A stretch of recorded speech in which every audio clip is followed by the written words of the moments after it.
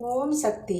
அன்பு நேயர்களே, சுமார் 40 வருடங்களுக்கு முன்பு துர்கா நகருக்கு நாங்கள் வந்ததிலிருந்து எனது கணவர் பொது விஷயத்தில் தலையிட்டதால், ஊர் பொதுக்கூட்டத்தில் ஒரே ஒரு கேள்வி கேட்டதால் 1000 துன்பங்களை தீயோர்கள் கொடுத்தார்கள். எதற்கு தீயோர்கள் என்று சொல்கிறேன் என்றால், அற்ப காரணங்களுக்கு அடுத்தவர்களை படுத்துபவர்கள் அனைவரும் தீயோர்கள்தானே.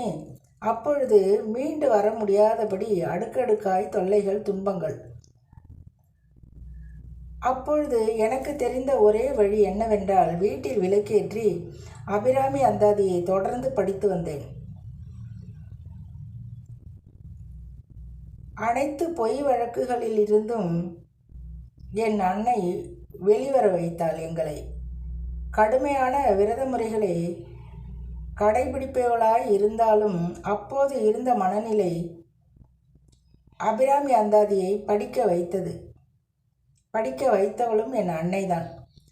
வழக்குகள் பொய்த்து போன தருணத்தில் எனது கணவர் இன்னிசை வெண்பா பாடி அன்னையின் பாதமலருக்கு சமர்ப்பித்தார்.